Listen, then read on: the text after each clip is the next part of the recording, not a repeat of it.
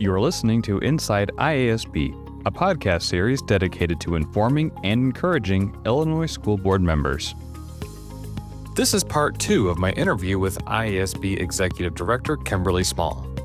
If you haven't listened to part 1 yet, where we discuss Kimberly's leadership in the last fiscal year, I highly recommend checking that episode out first. In this episode, we look forward and discuss what this fiscal year could look like for IASB. So, let's dive back in. Pivoting a bit more from your individual goals and overview from your work, let's kind of shift into the association-wide for a bit here. How has the association's approach to serving its members evolved over the past year, and what will IASB do this year to better support school boards?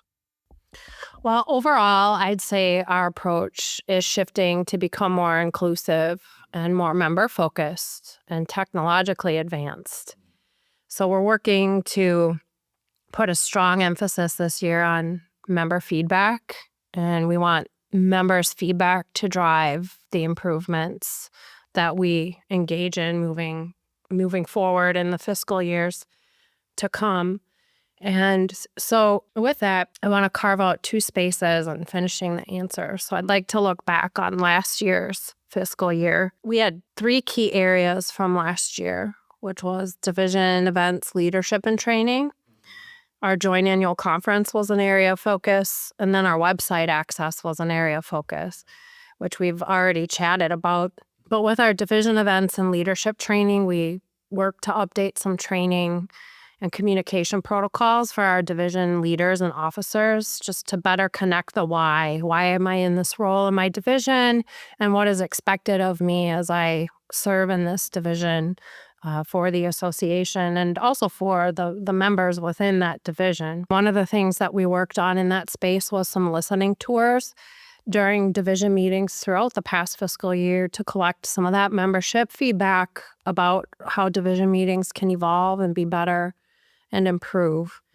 And another thing we did that I think was really helpful was we surveyed our partner organizations, so the Illinois Association of School Administrators, IASA, and then the Illinois Association of School Business Officials, Illinois IASB. They're our joint conference partners, and they helped us and asked their members recently over the spring what IASB can do better to help support not only its members, which are school board members, but also their members.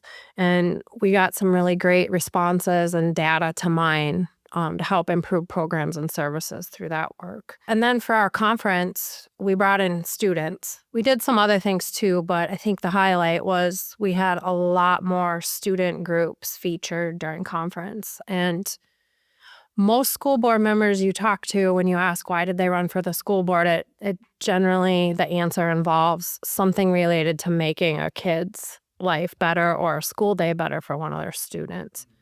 So it was fun to have kids performing at the conference. And then the website we already chatted about, but just making sure that that's refreshed and ready to go for our newly elected members and our online learning communities, making sure that those are ready to go. And I think one thing I'll request of the people listening is to go into IASB.com and input your membership demographics, because it'd be great for us to be able to see how many males, how many females, what is the age spread if our members are willing to share of our members. I know I've met one school board member who's 88, and I met one school board member who is 18 and just out of high school this year. So that's a big age spread, 5 generations, same thing as the workforce, right? But knowing that information can help us better tailor programs and services moving forward. Absolutely. Having those demographics is incredibly critical to make sure that we're doing the best we can to serve as many people as possible. As I said in previous episodes, Illinois is such a diverse state, and we have a lot of very unique cultures and people here, and backgrounds, and it's all reflected in school boards across the state. All the school boards are very different, and what works in one school board doesn't necessarily work in the other. And so making sure we have enough data to adequately serve each board the best we can is how we thrive as an association. Yeah, absolutely. And so we've worked hard this last year with the website work and those areas of focus to be able to set in place the ability to allow our members to share that with us. Of course, it's voluntary, but it does help us serve our members and help our members then make better decisions in their communities. Yeah. So are you ready for this fiscal year? Yes, I am. All right. So the way we're going to better support boards in this upcoming fiscal year is to build on last year's areas of focus. So our 3 key areas this year are going to involve what we're calling in-district touch points. So that's strengthening member relationships and increasing participation in IASB's activities just to enhance our overall impact. The second area is advocacy. So we're working to elevate our membership engagement. We want to move or push the needle from being engaged in maybe coming to our events and learning to actually advocating to impact public K-12 education. If you think in your mind of an arrow, there's a membership journey, infographic where maybe a member is aware of the organization. So that might be, hey, I'm thinking about running for the school board. I know what I've heard of IASB. I'm aware of it. And in the middle of it is engaging, coming to our programs. And then at the end of it, it's actually advocating, going and talking to a legislator or a regulator or a member of Congress and saying, this specific policy is impacting my community in this way. And this is why I either want this to continue or why this needs to maybe shift. So advocacy will be our second area of focus. And then the third is technology-driven efficiencies. We want to improve our internal operations and the business operations by leveraging technology. So what we're doing there, our members aren't necessarily going to see that until probably 1 or 2 fiscal years from now. But we want to reduce the manual work that we're doing, embrace technology, and then we want to use some of that technology to have data-driven decisions. So within those areas, we're going to work to provide a membership-driven strategic plan. And so members are going to hear a lot about that this year. There will be different ways that we're going to collect that information.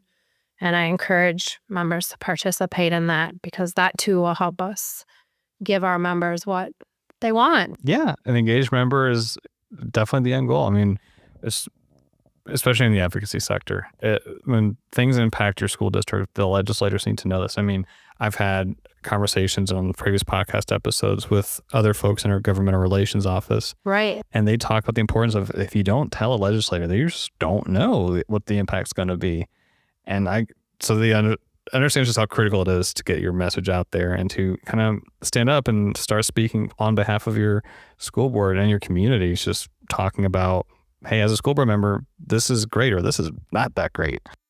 Exactly. And we're here to help them do that, of course, and we do that as well. But no one is more credible than the actual elected school board member who can share the stories that are happening locally and why it matters, whether that's at the state level. Well, it could be local too. It could be talking with a city council or a county board, but state level, and then again at the federal level too. Which I think, as we talk further, there's a lot of stuff going on at the federal level that will be impacting our members quite a lot this year. Sure, I think it's easy to think of Illinois State School Board problems as being confined to just the state, but the federal level is showing us a lot more impact than probably previously thought. So you're right. It's really good that we're thinking of not just state and local, but federal is just as important to be aware of and understand what are these impacts and how will it impact my next budget cycle or anything like that. Absolutely. Yeah. Yep. What are some of the key services and resources that the association plans to enhance or expand in the coming years to better meet the needs of its members? So one of the things along the lines of what you were talking about just a minute ago is supporting members' advocacy for public education with their members of Congress.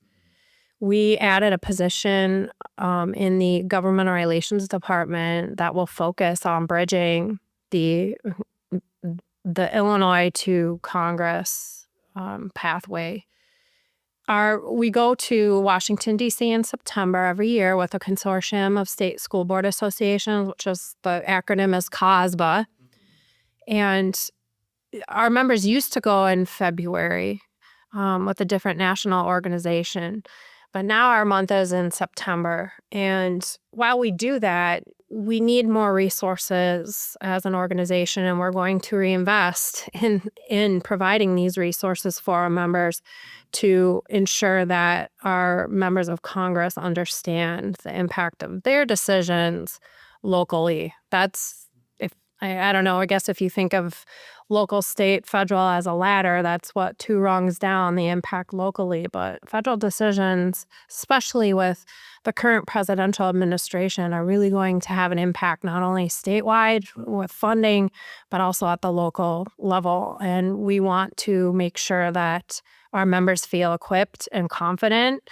One of our board of directors policies, it's a results indicator, talks about in our mission statement, increasing members' confidence and competency in being able to advocate, because it's all great to talk about it, right? But then when it comes down, people can get anxious or nervous. I don't know what to say.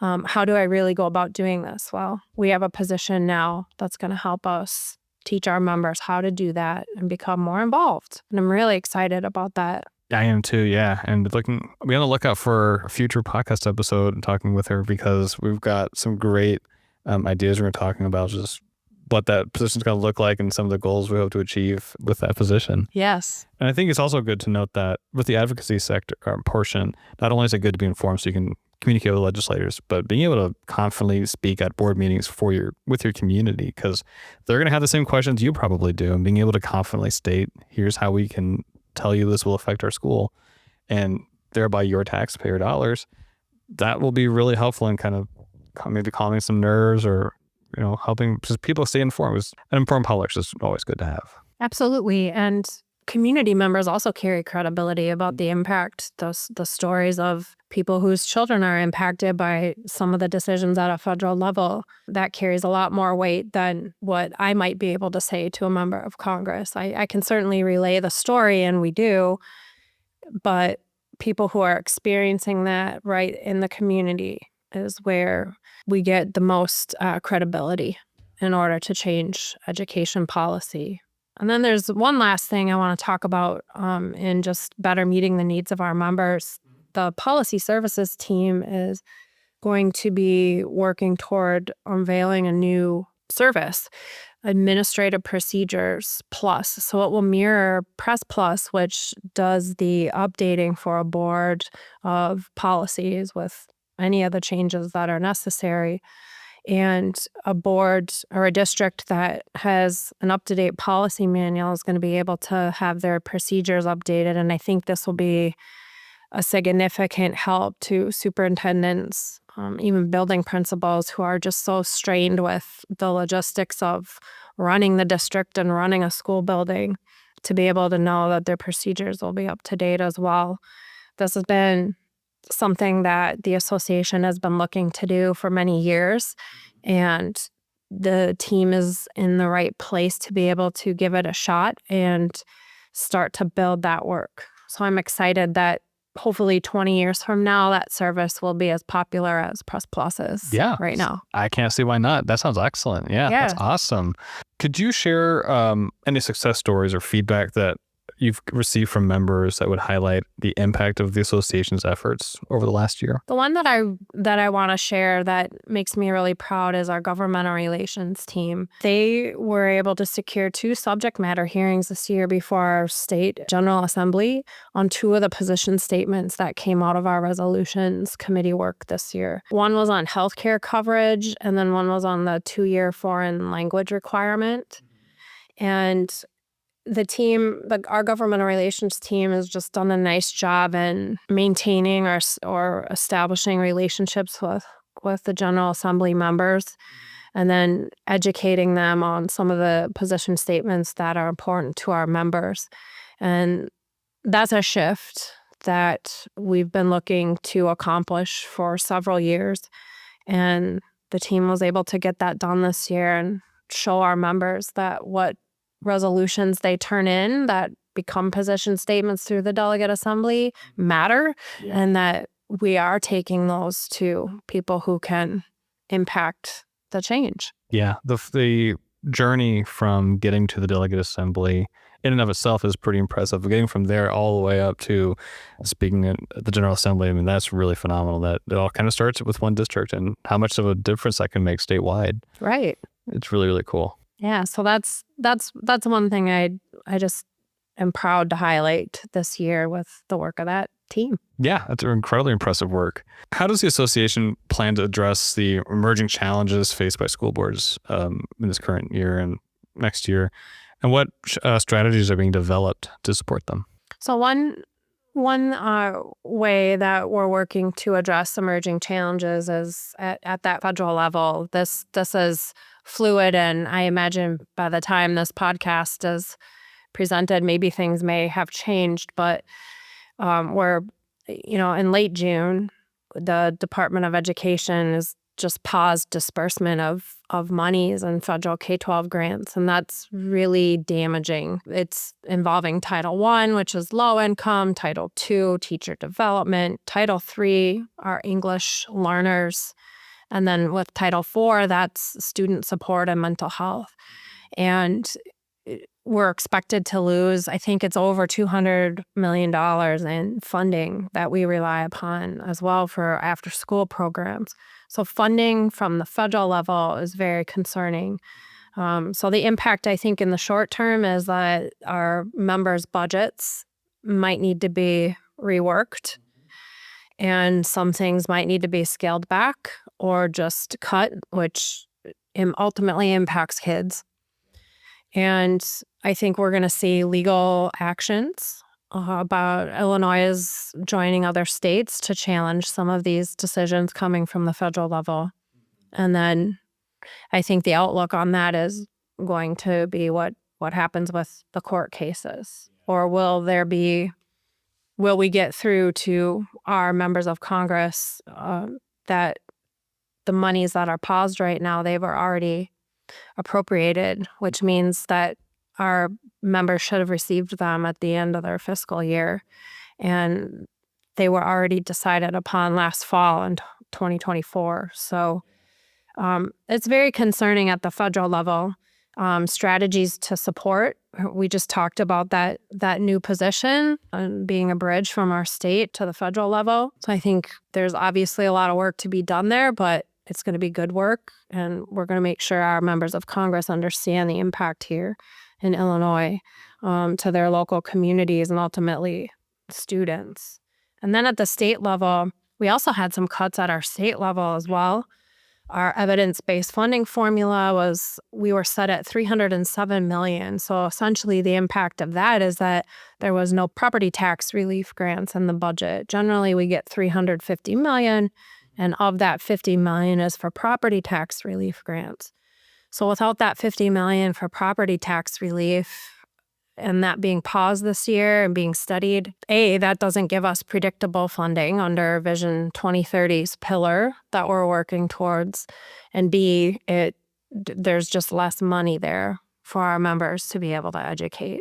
So strategies to support that is working with our members to teach them to tell their story and how that impacts their local community. And one thing we'll be doing is having a state advocacy day next spring in April of 2026 for that very purpose, for our members to talk to their state legislators and let them know what's going on in their community to tell their story.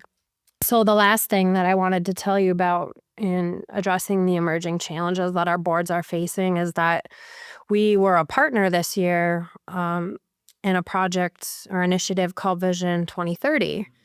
And this is a blueprint, an advocacy blueprint that was developed by major education groups in the state of Illinois, including IASB, IASA, IPA, that's the Principals Association, school business officials, the Association of Regional School Superintendent, and others. And we launched this at our conference. back in 2024. And it also is designed to build on the success of Vision 2020, which launched the evidence-based funding formula. So what we're doing with this particular project in Vision 2030 is really trying to show members of the General Assembly what we're for together. There's a lot of things we can agree on. There's obviously things we all disagree on, but there's a lot of things we can agree on public K-12 education in Illinois. And so there are 3 pillars within that. The first one is future-focused learning. So we want to integrate college and career readiness and the emerging fields that we don't even know exist yet. Make sure that our kiddos are prepared when they come out of high school for the next step. Shared accountability, which really is aligning with IASB. IASB is the Illinois State Board of Education, their strategic plan. We want to revamp assessment timelines and deliver actionable results like during the school year instead of waiting for test results. And then the last thing is predictable funding. So we're, of course, asking the General Assembly to commit to that $350 million per year in evidence-based funding. Didn't happen this year, as we discussed, but we still need that to happen because if education isn't fully funded, then we lose programs and services for kids that are important for them to be able to be successful adults. We also talk a lot about maintenance grants, which are mandated categoricals. There's a lot of funding that is just not being funded at levels it was in the past that then, of course, makes our districts struggle to meet their budgets that are set. And honestly, wouldn't be surprised if kind of like around the COVID time, a lot of the federal spotlight and national spotlight were on these school board meetings with all the uncertainty around COVID and everything. Now we're kind of, it's like another cycle. We're kind of coming back to that, it feels like, where we're going to have another spotlight on school boards and how they're reacting to these changes. But the good news is, like COVID, IASB is here to help support the work of the school boards, and we just want to do the best we can to get everyone informed and help make the best decisions for their school boards. That's right. I want our members to feel, again, back to the competencies and the confidence. I want them to feel from our association this coming year that they are being taught what to do, how to do it, and to feel confident to do it. Because, again, the credibility lies with them.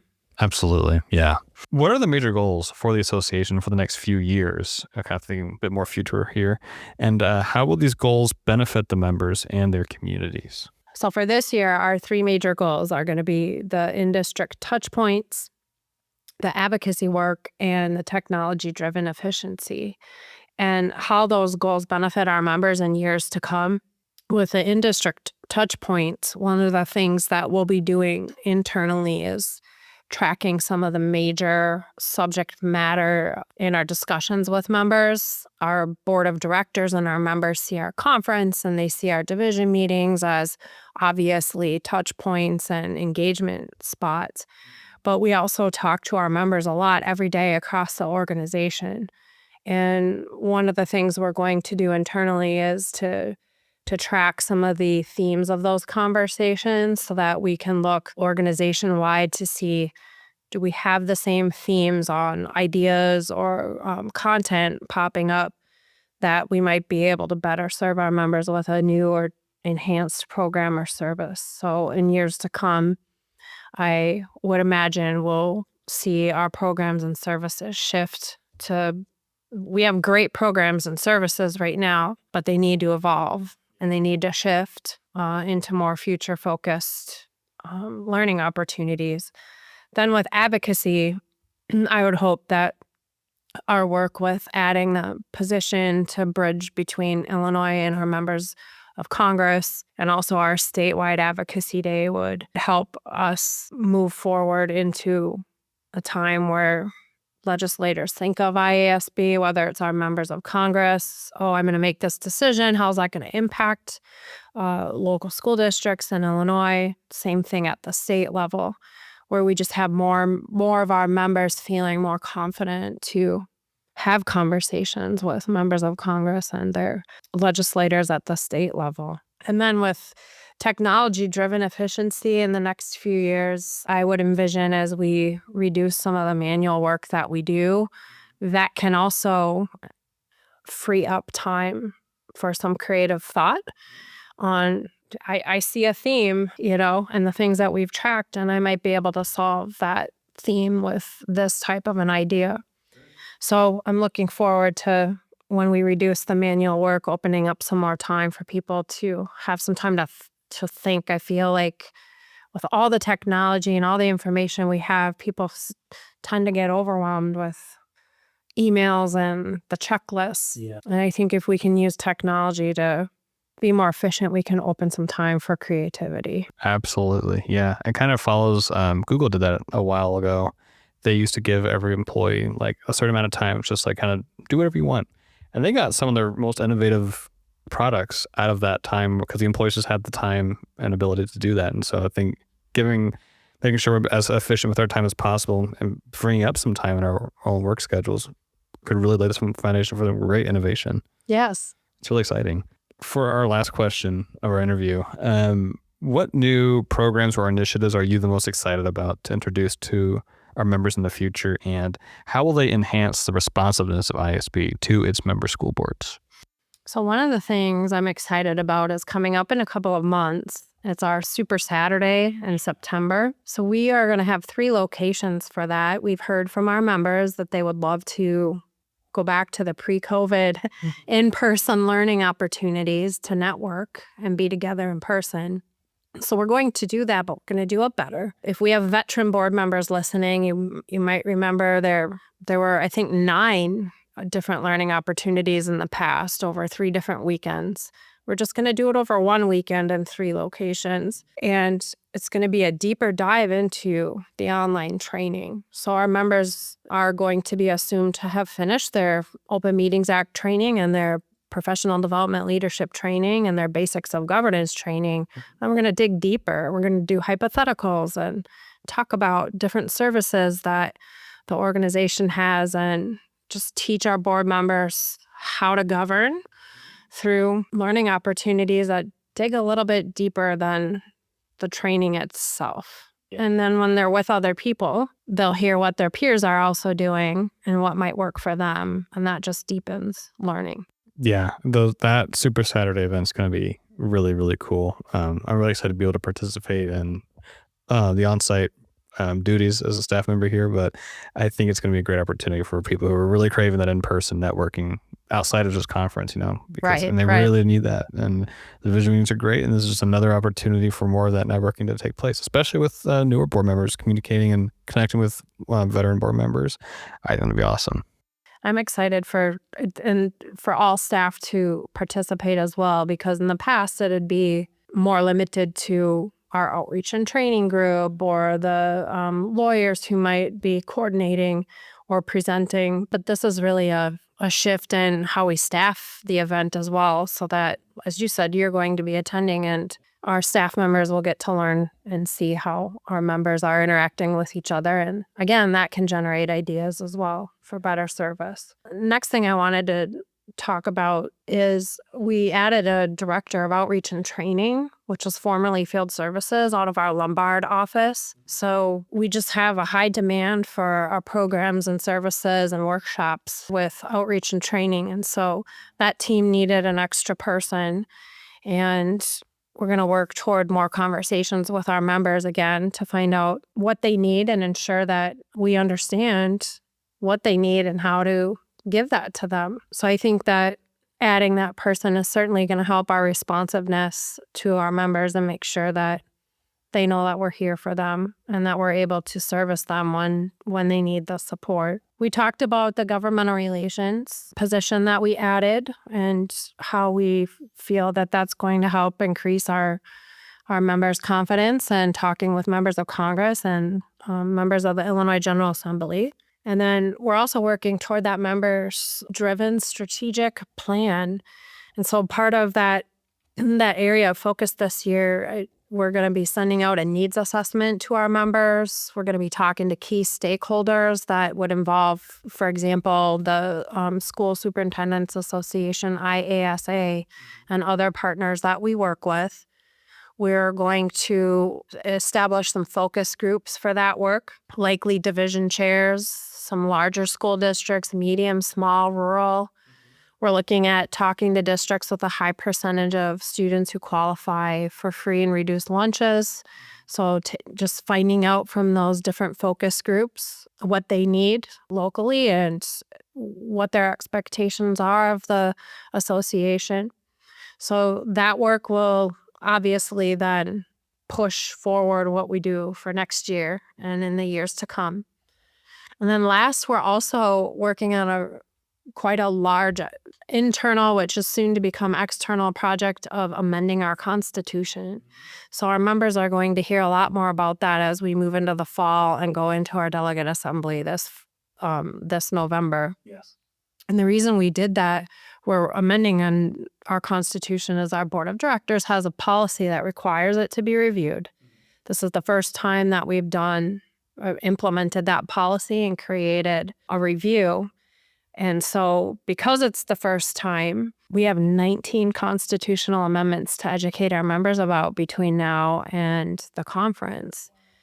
And the group that worked on those amendments was a committee that was developed by our board president, the association president, and it had members of the board of directors, it had members of our resolutions committee, and then some at-large members across the state because we wanted to ensure geographic diversity. So those amendments, we will be educating our members about with different opportunities, webinars, and FAQ, probably another podcast, I'd imagine, as well.